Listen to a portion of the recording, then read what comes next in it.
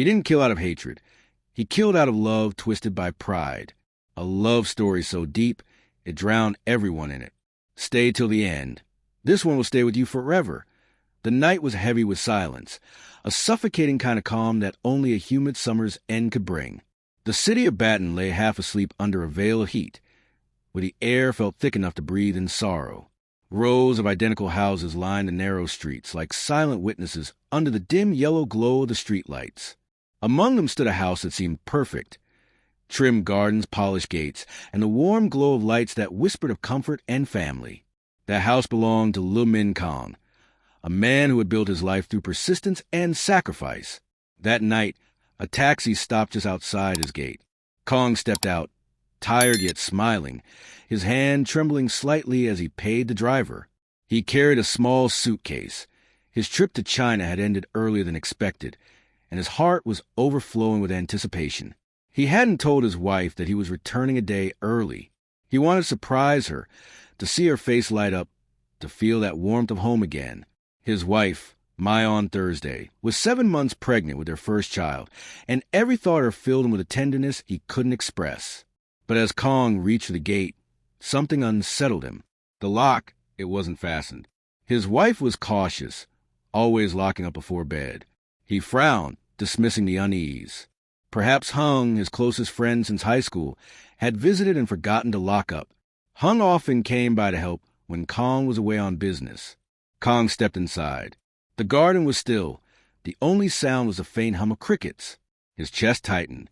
The front door wasn't locked either. A cold unease crept down his spine. He whispered softly, "Thursday, it's me, I'm home." No answer. He walked up the stairs, the wooden steps groaning faintly under his feet. From beneath the master bedroom door, a thin line of light spilled onto the floor. Kang reached for the doorknob, his heart pounding with a strange mix of fear and excitement. The door swung open, and in that instant the world collapsed. The light glowed softly across the bed, the same bed where countless nights of laughter and love had passed. But what Kang saw turned every memory to ashes. On the bed lay his wife on Thursday, her head resting gently on the shoulder of another man, his best friend, Hung. Hung's arm was draped protectively across her swollen belly, the belly that carried Kang's unborn child. Both of them appeared peaceful, almost asleep, faces serene in the quiet light. Kang froze. The keys slipped from his trembling hand and hit the marble floor with a sharp clang that pierced the silence. His breath caught in his throat. "No!" he whispered. "No, this can't be." He rushed forward and grabbed Hung's shoulder. The body fell limp. Panic surged. He shook his wife gently, calling her name. Her skin was still warm, but her chest was still. No heartbeat, no breath. He pressed his ear against her chest, praying, pleading, but there was nothing. The silence screamed louder than any sound in the world. They were both dead. His wife, his child, his best friend. The shock shattered him. He stumbled back, collapsing onto the floor. His scream echoed to the empty house, raw and animalistic, a sound born from heartbreak and disbelief. Fumbling, he reached for his phone and dialed emergency services. Within minutes, the wails of sirens broke the stillness of the night. 2 police cars and an ambulance arrived. Red and blue lights painted the walls of the once happy home. What had once been a warm, bright place of love was now a cold, silent crime scene. Colonel Nguyen Trong Du, head of the city's major crimes unit, arrived at the scene. He was a seasoned investigator, tall, sharp-featured, with the calm eyes of a man who had seen the worst of humanity. His deputy, Lieutenant Phan Van Tuan, younger and fiery, followed close behind. They entered the home to find Kang sitting in the living room, back against the wall, eyes hollow. He didn't resist as they questioned him. His voice was broken, trembling as he said, "I didn't do anything. I came home, and they were already gone." Upstairs, the investigation began. The bedroom was immaculate. No signs of struggle, no blood, nothing broken. It looked as though the two had simply fallen asleep. But there was one strange thing. A faint, sweet scent lingered in the air. Not perfume, not air freshener, but something different. On the bedside table sat 2 teacups, both nearly full. The forensic team examined them closely. The tea was still warm. The house of silence. Colonel Nguyen leaned over the bedside table, his gloved fingers tracing the edge of one teacup. The surface shimmered faintly under the light. Calm, unbroken. He sniffed the rim and frowned. "Sweet," he murmured. "Too sweet." The coroner, Dr. Nguyen, carefully collected samples from both cups. His expression grew more grim as he noted the residue clinging to the inside, a thin, crystalline ring just above the tea's surface. He didn't need a full analysis to suspect what it might be. When he turned to Nguyen, his voice was low but certain.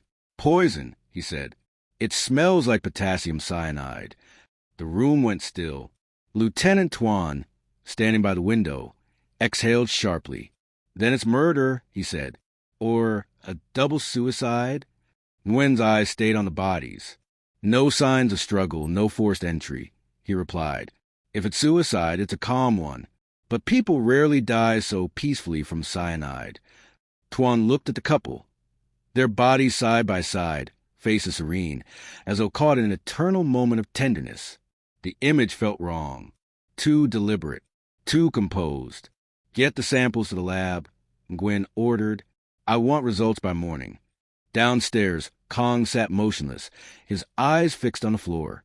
A paramedic wrapped a blanket around his shoulders, but he didn't react. His mind was replaying the same scene over and over. Thursday's still face, Hung's arm around her belly, the smell of tea in the air. Lieutenant Tuan approached carefully. "Mr. Kong," he began softly, "I know this is difficult, but we need to ask a few questions." Kong didn't move. "When was the last time you saw your wife alive?" Kang's voice was hoarse, distant. "For days ago, before my business trip to Shanghai." "Did she seem upset about anything?" He shook his head. "No, she was happy. She was excited. The baby's room, she'd been painting it." Tuan nodded slowly, writing in his notebook. "And your friend Hung? How close were you?" Kong swallowed hard. "We grew up together. We went to school together. He was my best man. When I started my company, he helped me. He was like a brother." Tuan hesitated before asking the next question. "Do you know if he and your wife had any disagreements? Any unusual closeness?" Kong looked up sharply. "What are you trying to say?" Tuan met his eyes but didn't answer. Part 3. Echoes of the Past. By dawn, the house was sealed off with yellow tape. Neighbors gathered outside, whispering. The morning air was heavy with gossip, betrayal, jealousy, revenge. Every pair of eyes was turned toward the man who stood broken behind the window, watching the police take the bodies away. Forensic results confirmed the initial suspicion, cyanide poisoning. But there was something strange. The dosage was uneven. The cup closer to Hung had a lethal amount. The one near Thursday contained only traces, not enough to kill quickly. Dr. Nguyen explained it quietly to Colonel Nguyen. She died slower, much slower. Nguyen's jaw tightened. So either she drank less or someone gave her a smaller dose. Could she have been pregnant enough that her metabolism... Nguyen raised a hand. No. Someone decided how fast each of them would die. 2 days later, Nguyen visited Kang's home again. The house was silent, the air stale. Kang was in the baby's room, sitting on the floor among tiny clothes and stuffed animals. He didn't notice Nguyen until the older man spoke. "You haven't slept," Nguyen said gently. Kang laughed bitterly. "How could I?" Nguyen looked around. The walls were painted a soft sky blue, half-finished clouds on the ceiling. "You loved her," he said, not as a question. "I still do," Kang whispered. Nguyen studied him quietly. "I need to ask you something that may hurt." Kang nodded faintly. "Did you know about the affair?" The question landed like a blow. Kang flinched, his breath caught. "No," he said finally. "I didn't know. I trusted them both."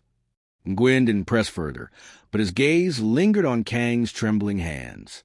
Part 4. Secrets in the Shadows. At the police station, Tuan sifted through Hung's background. A few irregularities emerged. Large bank withdrawals, frequent visits to a private hotel, messages deleted from his phone before death. One message survived, sent 3 days prior. It read, I can't live with the guilt anymore. If he finds out, we're finished. The sender was Thursday. Tuan brought it to Nguyen immediately. Looks like they were planning something, he said. Maybe they agreed to die together? Nguyen studied the message. Maybe, but guilt rarely writes its own obituary. Let's trace the source. Phone records revealed another shock. Hung had received multiple calls from an unknown number linked to a registered business. Kang's own company. Nguyen frowned. Why would Hung be in contact with Kang's finance department? Tuan scrolled further. The last transaction from Hung's account was a wire transfer. 200 million dong sent to a woman named Luna. Who is she? A hostess, Tuan said grimly. At a nightclub. Part 5, the nightclub girl. Luna was 22, sharp-eyed, with long black hair and a practiced smile that could switch from charm to fear in seconds. She sat across from Nguyen in the small interview room, clutching a cup of water.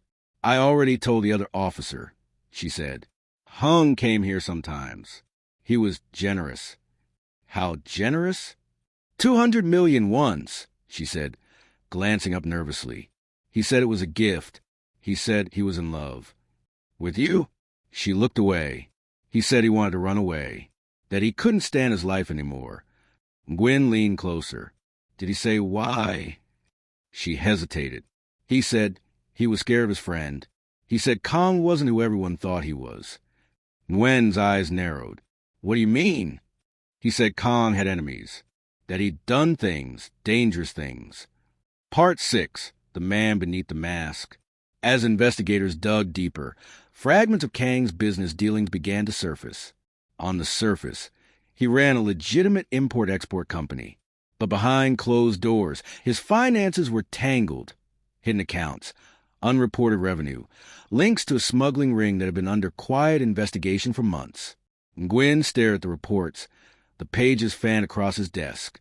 So our grieving husband isn't just a victim, he murmured. He's a suspect. Tuan frowned. But why would he kill his own wife and best friend? Nguyen's eyes darkened, maybe to silence them.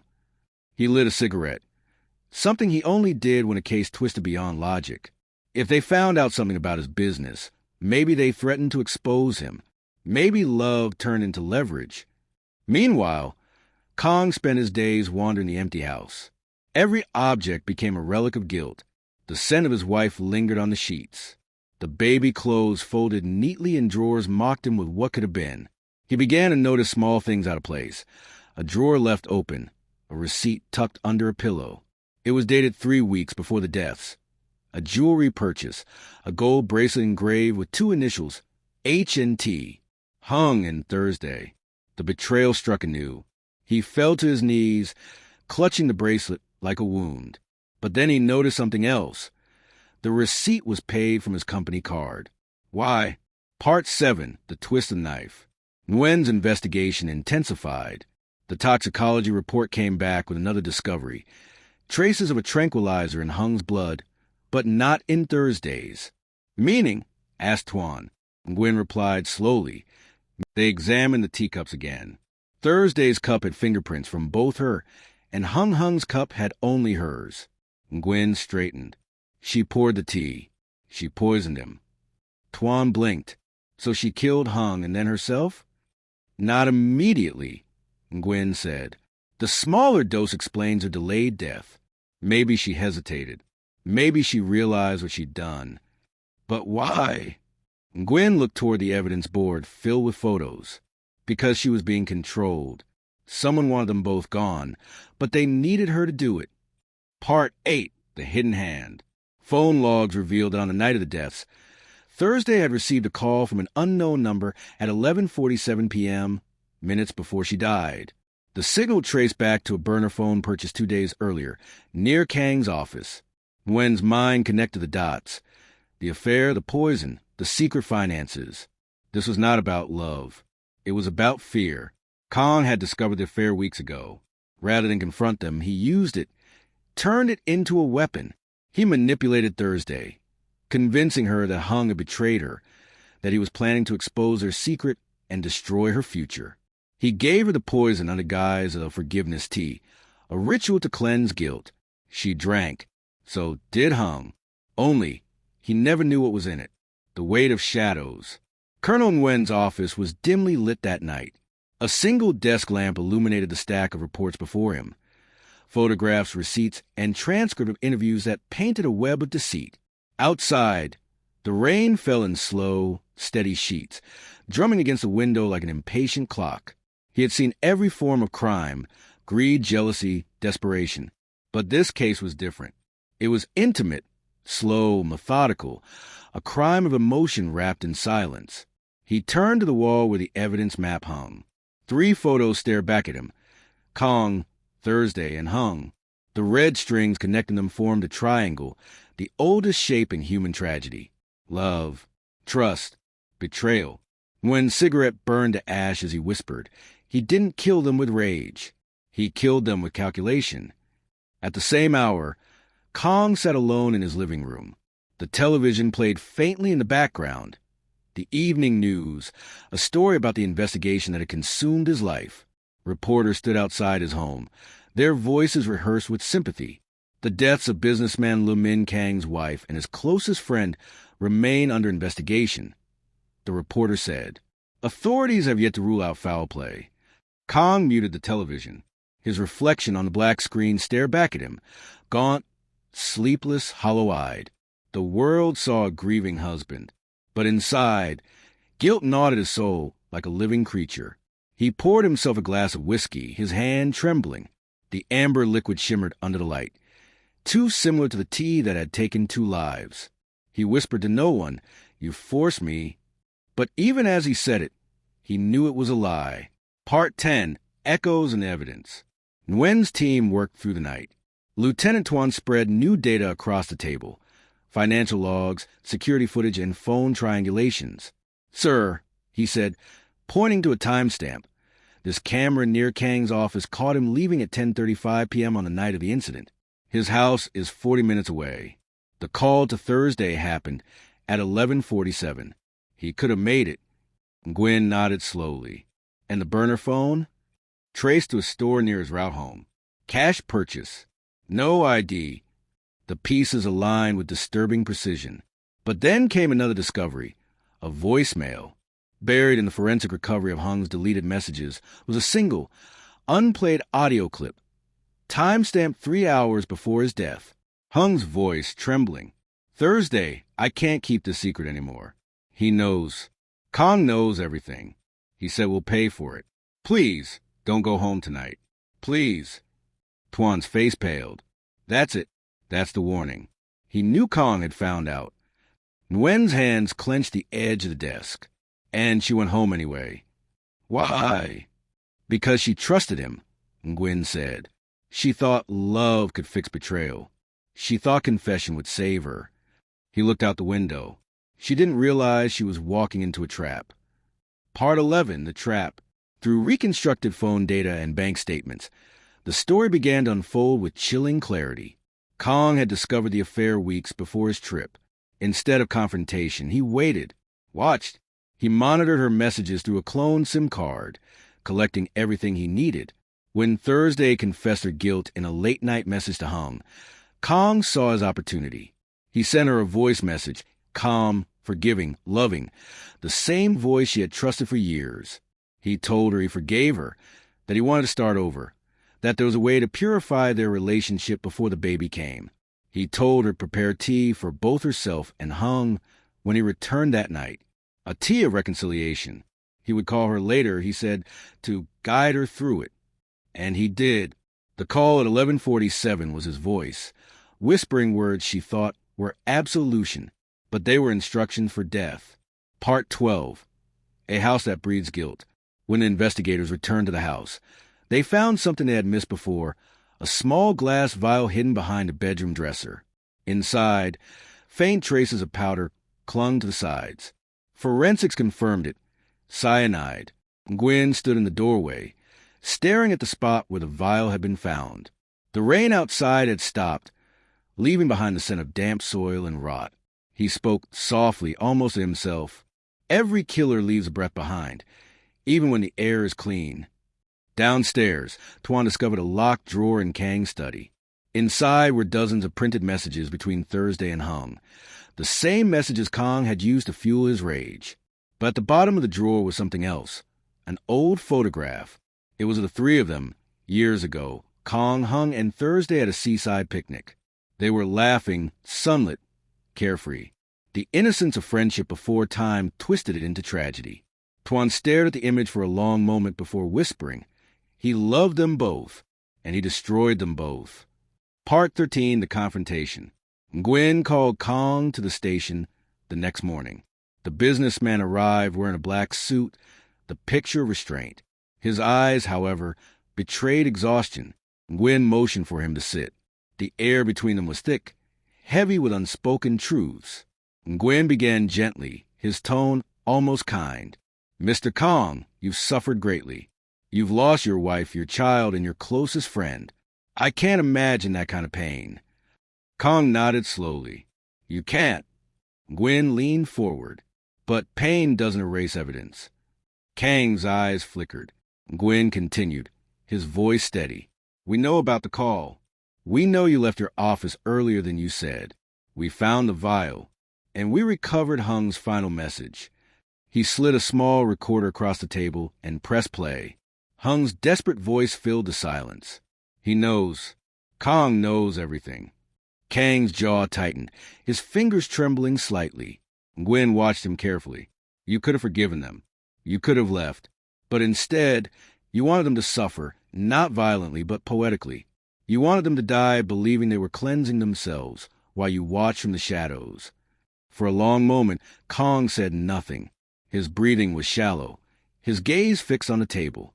Then he whispered, almost inaudibly, "You think I wanted this?" Nguyen didn't answer. Kang's voice cracked. "I gave her everything. I built this life for her. And she threw it away. With him, my brother." He looked up, eyes burning. "I didn't kill them. They killed me first." Part 14, The Confession That Wasn't. The interrogation stretched for hours. Kang's words wavered between denial and justification. He never said, "I did it," but every pause, every sigh, every tear was an admission in itself. When Nguyen left the room, he turned to Tuan.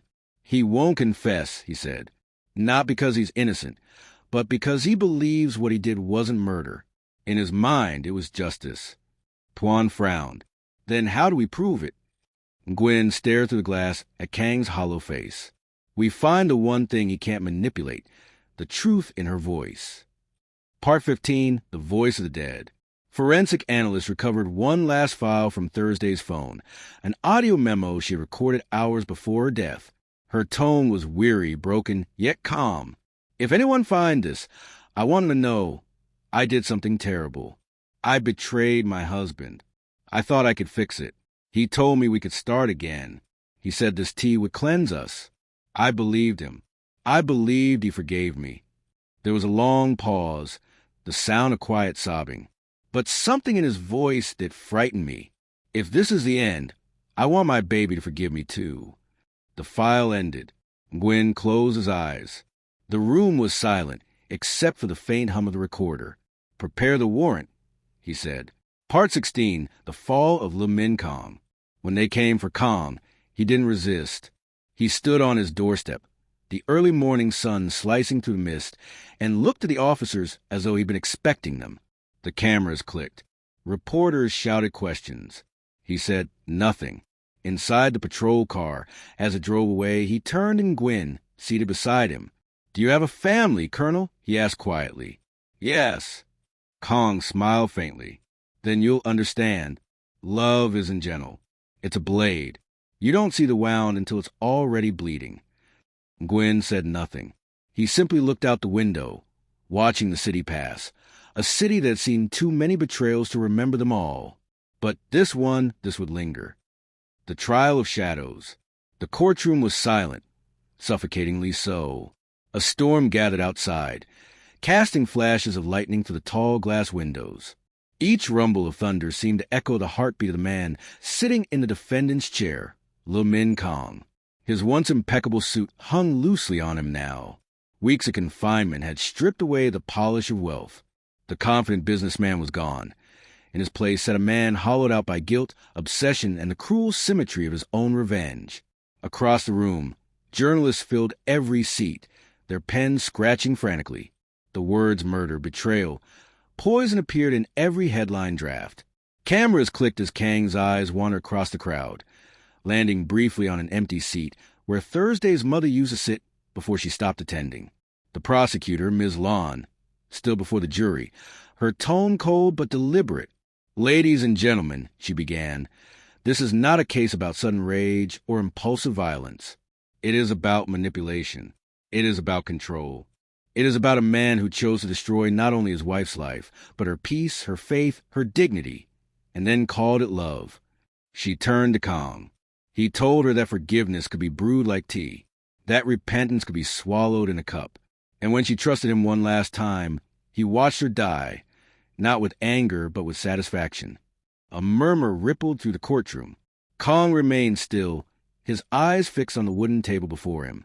His lawyer, an aging man named Mr. Ben, rose slowly.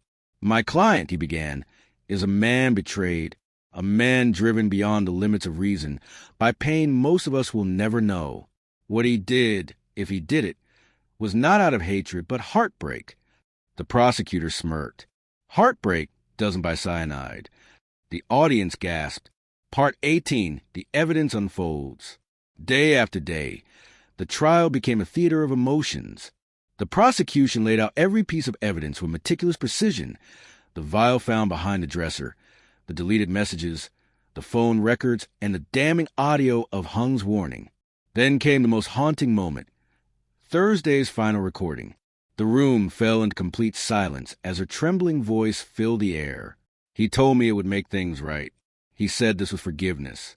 But I can't shake this feeling that I'm not drinking peace. I'm drinking punishment." When the tape ended, even the ceiling fan seemed to stop spinning. Gwyn, seated quietly in the back, looked down at his hands. He had seen killers cry before, but never like this. Kang's tears weren't for the lives he had taken. They were for the life he had lost within himself.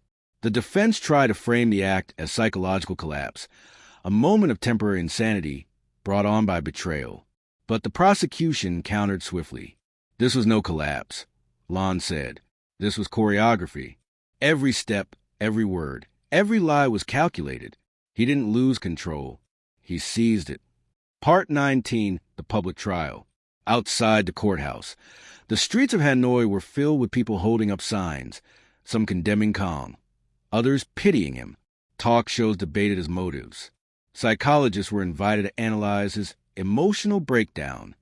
One commentator on live television said, "Lil Minh Kang represents a terrifying truth. Even the most educated, civilized person can become a monster when love turns to betrayal." Another disagreed. "He's not a monster. He's a mirror. What he did, some people just fantasize about. He acted it out." Social media turned the case into a national obsession. Hashtags about the poison love story trended for weeks. Some saw it as a warning about infidelity. Others saw it as a tragedy of a man destroyed by devotion. But for Nguyen, none of the noise mattered. To him, this was not philosophy. It was human wreckage. He had walked through rooms where love had turned into murder. He had seen the teacup still resting on the table, half filled, as though waiting for someone to return. To him, this was simply what happens when pain finds no mercy. Part 20, Kang's Descent. The more the trial dragged on, the deeper Kang sank into despair. Nights in his cell were long and sleepless. He often sat by the small bar window, whispering to the darkness. "Thursday, do you still hate me?" he would say softly.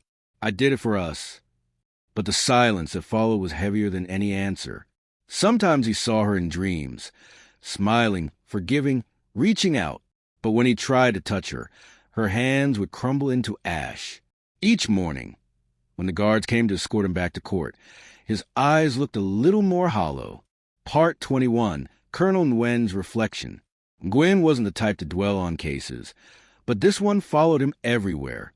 At home, his wife noticed a change, how he would sit in silence for hours, staring at the floor, as if trying to unsee something.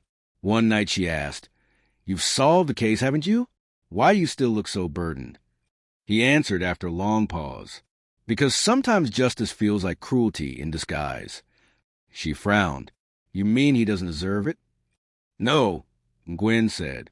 He deserves the law, but I'm not sure he deserved the life that pushed him there. He sighed, lighting another cigarette. Everyone in that triangle, the husband, the wife, the friend, they all loved and they all lied. And in the end, the lies killed all three. Part 22, the verdict. The courtroom was filled to capacity on the final day. The air was electric. The judge, a stern man with tired eyes, looked down at calm before reading the verdict. After reviewing all evidence, witness statements, and forensic analysis, this court finds the defendant, Minh Kang, guilty of premeditated murder. A collective gasp filled the room. Cameras flashed. Kang closed his eyes. A single tear rolled down his cheek. He didn't shout. He didn't protest. He simply whispered, then let it end. The judge continued. The sentence, life imprisonment without parole. Thursday's mother wept softly in the audience. Hung's brother looked on with a mixture of grief and fury. Gwen stood by the exit, expression unreadable. Part 23, silence in the cell. Prison became a slow death for Kang. The concrete walls seemed to close in around him each day. He kept to himself, rarely speaking to other inmates. Sometimes he would write letters to Thursday that no one would ever read. You told me once that love forgives everything. I tried to prove you right. But maybe love is supposed to forgive without proof. He would fold the paper neatly and tuck it under his pillow, as though it might reach her through some invisible thread between the living and the dead. Months passed. His health deteriorated. His hair turned gray at the temples. But his eyes, those cold, intelligent eyes, remained clear. He had no illusions of redemption, only memory. Part 24, the return. One rainy morning, Gwen received a letter. It was from the prison warden. Inside was a short note. Inmate, Minh Kang passed away in his sleep. No signs of violence. Cause of death, cardiac failure. Attached to it was a sealed envelope addressed to Colonel Gwen. Gwen opened it carefully. Inside was a single piece of paper, handwritten in Kang's neat script. Justice is not peace. Guilt is not punishment. I have lived both. If there is another life, I will ask her again, was it betrayal, or was it my pride that killed us? Gwen folded the letter and looked out his office window. The rain was falling again, soft, endless, cleansing. He whispered, maybe both. The aftermath of love. Months after Kang's death, the city had already begun to move on. Newspapers had stopped printing his name, and the frenzy that once filled television debates had faded into quieter headlines. But for those whose lives were woven into the tragedy, the echoes remained. Thursday's mother, Madame Lin, still lived in the same small house by the river. Every morning, she would light incense in front of a small altar holding her daughter's photograph. The image was bright. Thursday smiling, eyes full of life, taken long before betrayal turned her joy to sorrow. Beside the photo sat a porcelain teacup. Lin had placed it there not as a symbol of guilt, but as a reminder that love can sometimes poison even the kindest hearts. When neighbors came to visit, she would tell them, don't hate him. Hate the silence that made him do it. Some pitied her, others avoided her altogether. But she didn't care. She had learned that grief was a language spoken alone. Part 26. The city forgets. The soul remembers. In the heart of Hanoi, the building that once housed Kang's company was sold and renamed. New banners covered the facade.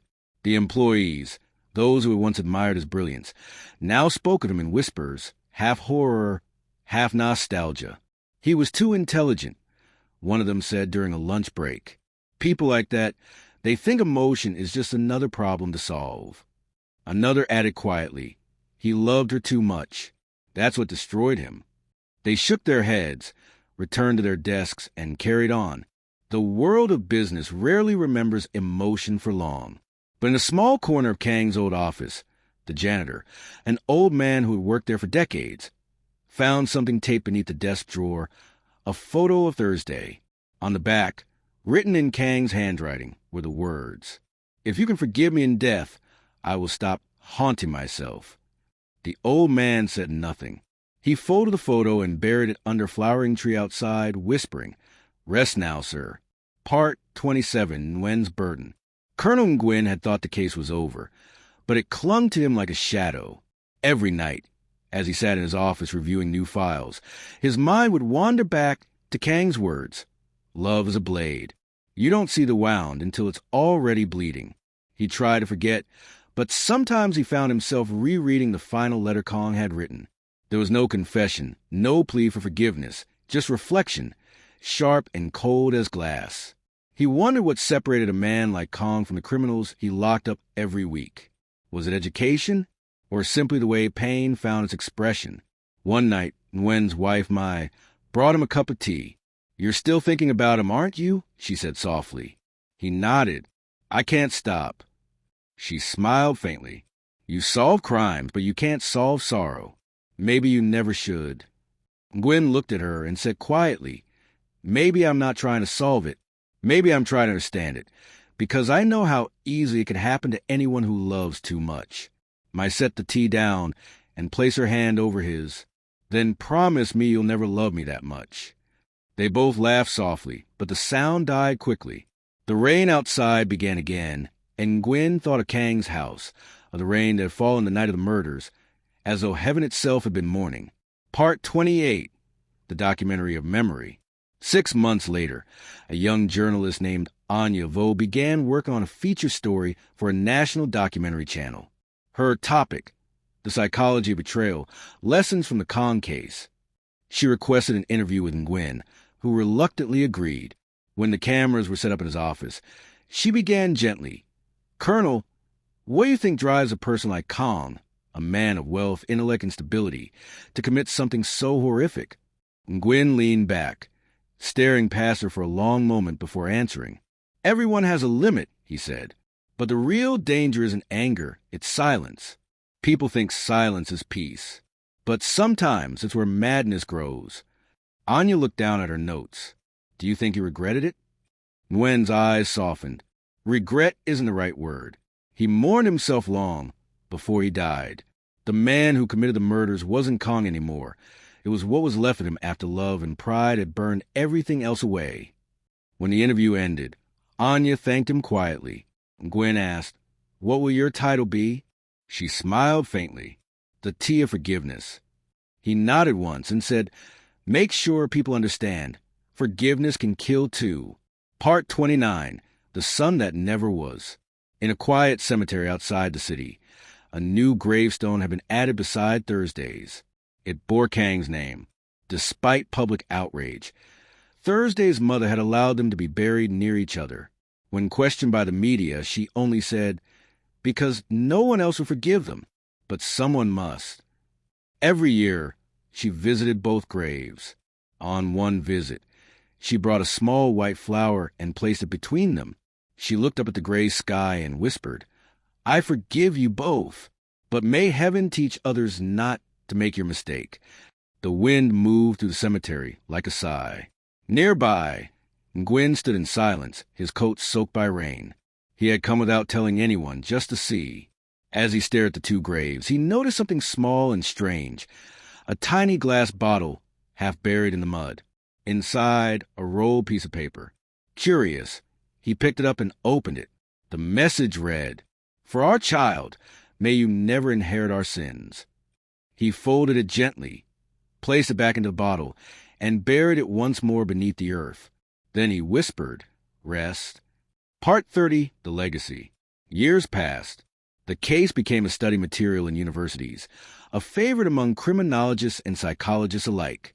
Books were written, each with a different interpretation. Some saw Kang as a villain consumed by ego, others as a tragic soul destroyed by betrayal. But among all these analyses, one essay stood out, written by Anya Vo years after her first documentary. She titled it "The Mirror of Love." Kang's story is not about murder.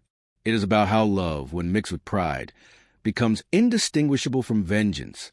In his attempt to reclaim dignity, he destroyed humanity, his and everyone else's.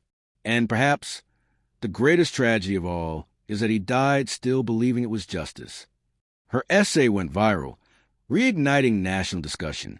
But what caught everyone's attention most was her closing line. The most dangerous poison is not cyanide.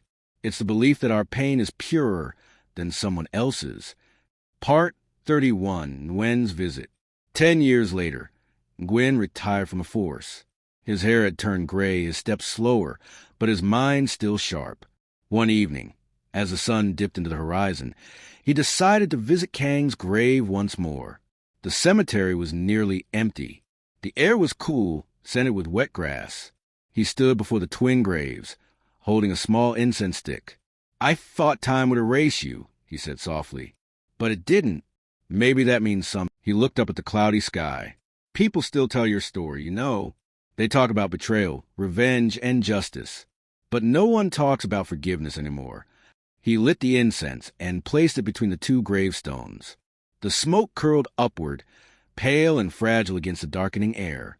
For a moment, he closed his eyes, and in the silence, he could almost hear them. Thursday's soft laughter, Hung's voice calling his name, and Kang's low, weary whisper. "I didn't mean to kill love. I only wanted to stop the pain." When Nguyen opened his eyes, he felt the faintest sting of tears. He whispered to the empty air, "And in doing so, you made pain eternal." The weight of legacy. In the years following Nguyen's retirement, the story of Minh Kang began to drift into myth. Students spoke of it not as a case, but as a parable, one that blurred the lines between morality and madness. In criminology classes, his name was whispered with the same gravity as tragic figures in literature. Professors debated whether he was truly evil or merely human. But for Nguyen, the myth felt like betrayal. Every time he saw Kang's story turn into entertainment, a film, a novel, a headline, he felt something inside him recoil. He knew the real story was not glamorous. It was slow, raw, human, filled with moments of hesitation, confusion, and quiet despair. One morning, while reading the newspaper, he came across an article titled "The Psychology of Possession: Why Men Like Kang Still Exist." The writer, a young academic, described Kang as a symbol of masculine fragility, reducing the entire tragedy to a thesis about control and gender. Nguyen set the paper down. "You've turned him into a metaphor," he muttered. "He was a man, a broken one, not a monster, not an icon." But perhaps that was inevitable. People needed stories that made sense, and real pain rarely did. Part 33, The Reporter's Return. A decade after her first documentary, Anya Vo returned to the case. She had grown from an ambitious journalist into a respected documentarian. Her latest project was titled What Remains of the Heart. It was not about crime this time. It was about memory. When she visited Nguyen to request another interview, she found him tending to a small bonsai garden behind his home. The colonel had aged gracefully, but his eyes were still sharp, observant, haunted. "You again," he said with a faint smile. "Didn't you finish telling the story 10 years ago?" Anya smiled back. "I thought I did, but some stories refuse to end." He chuckled softly. "That's the problem with stories. They end for people inside them, not for the ones who watch." They sat under the shade of a mango tree as the cicadas droned around them. Anya began carefully. "Colonel, you've been close to more than 100 murders in your career. Why do you think Kang's story stayed with you the most?" Nguyen stared at the tiny bonsai in his hand. "Because he wasn't trying to escape guilt," he said. "He was trying to find meaning inside it. And I think part of me understood that." She paused. "Do you still believe he deserved punishment?" Nguyen exhaled slowly. He deserved consequence. But punishment. He shook his head. Punishment is what the living carry, not the dead. There was a silence. The wind rustled the leaves. Then Anya said, "If you could speak to him now, what would you say?" Nguyen smiled faintly. "I'd tell him I finally stopped asking why. Because sometimes there is no why, only what pain turns you into." Part 34, The Hidden Letter. Weeks later, while reviewing archives for a new film, Anya came across an item she had never seen before, a sealed envelope found in the police evidence vault, marked "Not for Trial." It had been addressed to Thursday's mother, but never delivered. The writing on it was unmistakable. Kang's. Inside, the letter read, To Lynn, I know I do not deserve your forgiveness, but I write because silence has punished me more than any cell ever could. You once told me that Thursday's laughter could bring peace to anyone who heard it. I heard that laughter every night after she was gone. It became the sound of judgment. I don't ask for peace. I only ask that someone remember that I loved her, even when love became unbearable. Tell the world that she was not my victim. She was my mirror, and when she shattered, I could no longer bear to see myself. Anya sat frozen, the letter trembling in her hands. For the first time, she understood what Nguyen had meant. That Kang's crime was not just murder. It was the act of destroying the reflection of his own brokenness. Part 35, The Ripples of Memory. The documentary aired 6 months later. It was quieter than her first, less about evidence, more about emotion. Instead of focusing on the affair or the poison, it focused on fragility of forgiveness. Clips of Nguyen's reflections were intercut with shots of Hanoi's rain-soaked streets, the graves of Thursday and Kong, and Lynn lighting incense by the altar. Her narration carried through the final segment. We call it betrayal when love fails us. But sometimes betrayal is simply the moment when truth demands to be seen. And for those who cannot bear it, love becomes both weapon and wound. The film was an unexpected success. Viewers wrote letters to Anya, some condemning Kong, others confessing that they saw themselves in his despair. One wrote, I cheated on my wife years ago. When she found out, she left me.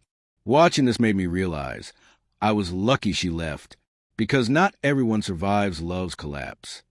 Anya kept that letter on her desk for months. Part 36, The Next Generation. Years turned into decades. Nguyen's help began to fade, and the world changed around him.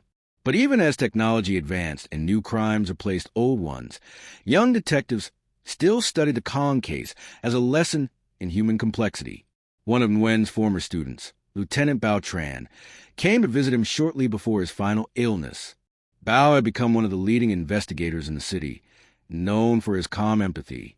He brought with him a copy of The Mirror of Love, Anya's essay, and said with admiration, You taught us more about humanity than any manual ever could, sir. Nguyen smiled weakly. Humanity is overrated, he said, his voice dry but kind. What you really need to understand is weakness. Bao nodded. Do you think people like Kong will always exist? Nguyen looked at the fading sunlight through his window. Yes, he said softly, as long as people love more than they understand. That night, Nguyen passed away quietly in his sleep. On his desk was a small notebook filled with unfinished thoughts. The final line read, In every act of betrayal, there is someone still hoping to be forgiven. Part 37, The Museum of Memory. 10 years later, a small exhibit opened at the National Museum of Justice titled The Human Mind and the Law. One corner of the exhibit was dedicated to the Kong case. Visitors saw framed copies of evidence. The teacup, the vial, the letters, and a photograph of Nguyen standing in front of Kang's old house, or never being able to forget. A recording of Nguyen's voice played softly in the background. Every case begins with a question. Most end with silence. But silence is never empty. It's filled with what we couldn't say. Among the visitors that day was a young woman, Anya's daughter, Mai Vo, now a filmmaker herself. She stood before the display, studying the photo of Thursday. Her mother had told her the story many times, but seeing the artifacts made it real. She whispered, They destroyed each other trying to hold on. Maybe that's what love is, destruction disguised as devotion. An elderly guide overheard her and said gently, Or maybe it's the only thing we're willing to die for. Part 38, A Parallel Story. In another part of the city, a young couple was arguing in a cafe. The man accused the woman of hiding something. The woman cried, saying she had only wanted to protect him. As their voices rose, the cafe's television played a rerun of What Remains of the Heart. The narrator's voice, Anya's, drifted softly through the air. In the end, no one owns love. We only borrow it for a while. And when it leaves, it takes a part of us that we can never get back. The couple fell silent. The man stared at the screen, then at his trembling hands. The woman wiped her tears. Neither spoke for a long time. The tragedy of little Minh Kang had found its way into another generation, not as a crime, but as a warning. Part 39, Lynn's Last Morning. Thursday's mother lived long enough to see the documentary re-aired on television. By then, her hair had turned white, her hands frail. She spent her days sitting by the river where she and Thursday used to walk when her daughter was little. On her final morning, she asked her caretaker to bring her one thing, a cup of tea. When the woman handed it to her, Lynn smiled faintly. "Tea," she whispered. It began and ended with tea. She raised the cup but didn't drink. She just stared at the ripples in the liquid and said softly, "Love can't be purified. It can only be endured." Those were her last words. When her caretaker found her, the tea had gone cold, untouched. Beside her chair lay a single folded paper she had written the night before. It said, "I forgive them all, and I forgive myself, F. The daughter's inheritance." The rain had just stopped when my Vo stood by her mother's old editing desk. The air was heavy with nostalgia, dust motes floating in the light, reels of film stacked neatly, a faded note taped to the wall that read, "Truth is never the enemy. Silence is." It was one of the last things her mother, Anya, had written before she passed away.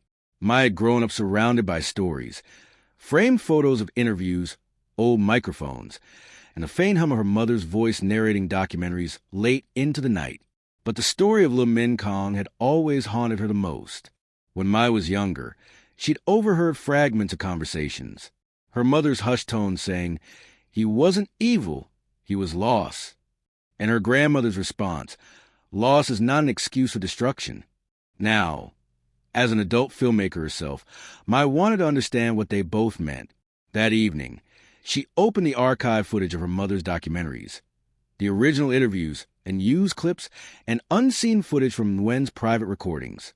The screen flickered to life, showing the colonel sitting in his dim office, cigarette smoke curling upward like a ghost. Nguyen's voice filled the room. "We spend our lives chasing justice, but what we really want is closure. Justice is the body. Closure is the soul." Mai paused the tape. The silence that followed felt sacred. She whispered to herself, "Maybe the real story isn't about the crime. It's about the people who try to heal from it." And in that moment, she decided she would make a film not about murder, but about memory. Her new documentary would be titled Echoes of Forgiveness. Part 41, Gathering the Ghosts. Over the next 6 months, Mai began to trace the remnants of everyone touched by Kang's story. She visited the cemetery where Thursday and Kang were buried. The gravestones were aged, the names softened by rain. Between them, a wild vine had grown, green, delicate, alive. An old caretaker approached her and said, "People used to come here often, lighting candles, but now only the wind visits." Mai knelt before the graves, placing 2 white lotus flowers in between them. "Maybe that's enough," she said softly. She then traveled to meet the last living witness from the investigation, Lieutenant Bao Tran, now retired like Nguyen once was. His house was small, filled with books and faded case files. He smiled when she introduced herself. "Anya's daughter," he said, his eyes lighting up. "Your mother was relentless.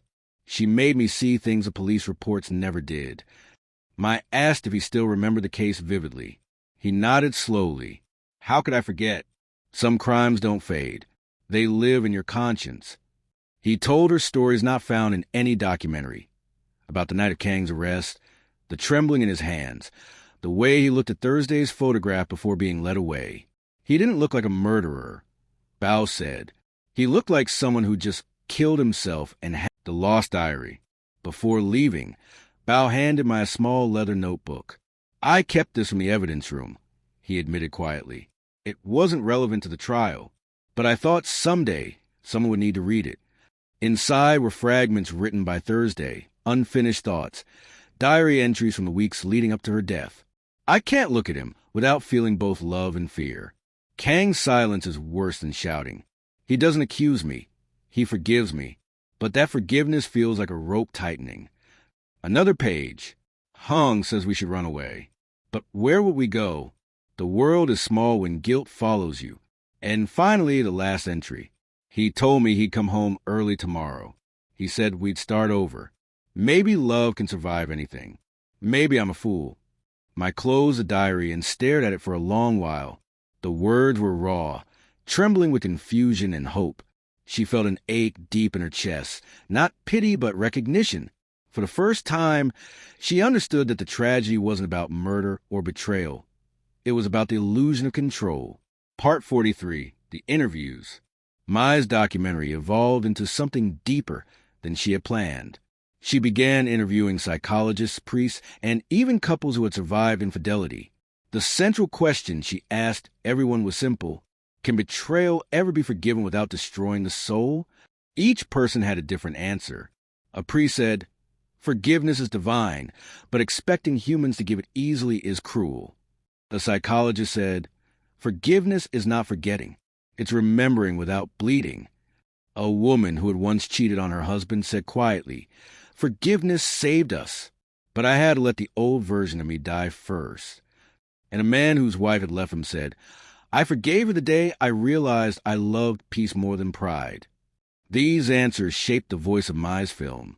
She wasn't telling a crime story. She was dissecting the anatomy of remorse. Part 44, The Tapes of Colonel Nguyen. In the archives, I found one final set of tapes recorded by Nguyen himself. Personal reflections never meant for a public release. They were labeled simply, For the Future. On one tape, his voice sounded weaker, older. I keep thinking of Kong and Thursday. I wonder they'd have survived if someone, anyone, had told them that love doesn't need to be pure to be real.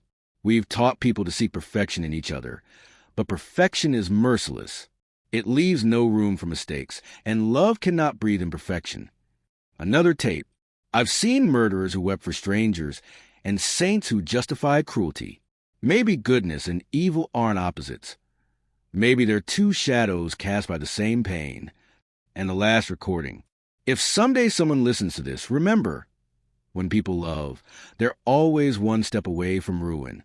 But it's still the only thing worth risking everything for. Mai listened to that line over and over again. It became the emotional spine of her film. Part 45, the premiere. 2 years later, Echoes of Forgiveness premiered in a quiet theater in Hanoi. It wasn't a commercial event. There were no red carpets, no journalists shouting questions. It was intimate, attended by scholars, artists, survivors of heartbreak, and the few remaining people connected to the case. The film began with Thursday's voice reading her diary, faded against soft piano music. It then transitioned into Nguyen's recordings, followed by interviews and archival footage from the original trials. But what moved the audience most wasn't the crime itself. It was a compassion woven into every frame. In one scene, Mai's narration said, the world called it betrayal. The law called it murder. But in the space between those words lived two people who couldn't bear to lose what they thought was love. By the end, the audience sat in silence. Some wept quietly. When the lights came on, Bao Tran, now an old man with a cane, approached Mai and said, you did what none of us could. You gave them back their humanity. Mai smiled through tears. No, she said, they gave it to us. Part 46, The Silent Apology. After the film's release, Mai received a small package with no return address. Inside was a silver ring, elegant, minimalistic, engraved with the initials T and K. There was no note, only a small folded card with one line written in delicate handwriting. Love never ended. It just changed shape. She didn't know who sent it. Perhaps a relative, perhaps a collector who'd once handled the evidence. But she kept the ring on her desk beside her camera. Whenever she looked at it, she thought about how much pain and beauty could exist in the same symbol. Part 47, The Final Confession, Unheard. Years later, as the digital archives of the National Police were being converted into a new format, a technician found an unreleased interview file labeled Kong Final Record, 3 hours before death. The footage was grainy. Kong sat alone in a small prison cell, speaking to the camera in a low, calm voice. If anyone watches this, I want you to know that I am not asking for forgiveness. I only want to leave the truth. I didn't poison her because I hated her. I poisoned her because I wanted to stop both of us from drowning. She said she couldn't live with guilt. I believed her. I thought by ending it, I was giving her peace. But I see now, peace is not something you can give. You have to earn it. And I never did. He paused, staring into the lens. His eyes looked distant, resigned. Tell her mother I'm sorry. Tell Gwen I finally understand what he meant. Love is a blade. And I held it too tightly. The recording ended with silence. The faint sound of rain tapping against a window. The footage was never released publicly. It was archived, sealed, and marked restricted. But years later, would use a small excerpt in a private director's cut, ending her narration with the same words Gwen once said. Justice is the body. Closure is the soul. The ripples across the world. Years passed, and echoes of forgiveness transcended borders. What began as a personal exploration became an international phenomenon, screened in universities, film festivals, and community halls from Japan to Italy. Viewers, regardless of culture or language, were moved by the same emotions that haunted Kong, Thursday, and Gwen. Love, regret, guilt, and the desperate search for peace. Critics called it a mirror for the human soul. Some saw it as a warning, others as a lesson in compassion. But to Mai, it was something simpler. It was the closing of a wound she had never known she carried. Letters poured in from around the world. A woman from Canada wrote, "Your film made me call my mother after 10 years of silence." A man from South Korea wrote, "I realized I was living with my own kind of poison, pride." And an elderly couple from France wrote, "We watched it holding hands. We wept for what we lost, but also for what we still have." Mai read every message. Each one felt like a small redemption. Not for Kong or Thursday, but for everyone who had ever loved imperfectly and lived with the consequences. Part 49, The Return to the River. One morning, years after the success of her film, Mai returned to the river where Thursday's mother had spent her final days. The water was calm, shimmering under the soft sunlight. She carried her camera but didn't film anything. Instead, she sat on the same stone bench where Lynn once drank her last cup of tea. Mai closed her eyes and listened. To the rustle of trees, the distant hum of life, the murmuring of the river, and somewhere, deep within that stillness, she thought she could hear the faintest echoes. Thursday's laughter, Kang's whisper, Nguyen's voice of reason. They were all gone, but their lessons remained. She spoke quietly as if to them. You were not villains. You were human. You wanted love, and in wanting it too much, you destroyed yourselves. But through your story, maybe others will learn to forgive before it's too late. A breeze passed over the river, carrying away her words. Part 50, The Final Reflection. That night, Mai sat in her editing room once more. She opened her mother's old journal and found a note tucked between the pages. It was written in her mother's neat handwriting. Dated the year what remains of the heart was released. Forgiveness is not the end of pain.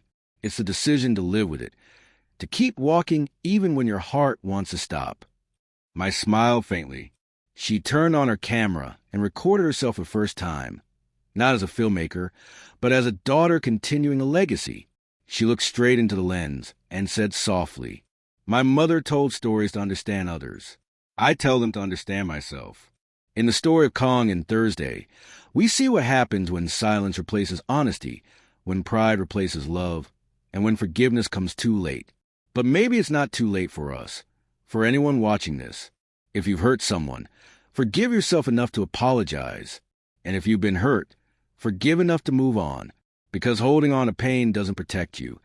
It just keeps you from healing. She paused, her eyes glistening. In the end, none of us are perfect. But if love has taught us anything, it's that even broken hearts can still shine when we let the light in. Part 51, The Closing Sequence. The screen fades to black. Soft piano music begins, slow, melancholic, hopeful. White text appears against the darkness, dedicated to all who have loved, lost, and dared to forgive. Then the credits roll. Names of everyone who ever worked on the case, from Gwen to Bao Tran, from Anya Vo to Mai herself. And finally, a final quote from Nguyen's last recording echoes softly as the screen fades completely. Justice gives order to the world. Forgiveness gives meaning to it. Part 52, The Voice Beyond the Story. When the final documentary was uploaded online, it spread quickly across social media. People from all corners of the world left their comments, long, heartfelt, raw. Some wrote about their own betrayals. Others confessed to things they had never told anyone. Some simply wrote, "Thank you." Ma didn't respond to any of them. She didn't need to. The story now belonged to the people. And as she closed her laptop that night, she whispered into the quiet room, "Maybe this is what redemption feels like. Not being forgiven, but being understood." Clapperboard as the screen fades out, a final voice, calm, warm, and steady, says, "If this story touched your heart, share it with someone who needs to hear it. Leave your thoughts in the comments. What does forgiveness mean to you?" And don't forget to like, share, and subscribe to our channel, Zimo Voice, where stories of emotion, humanity, and reflection come alive.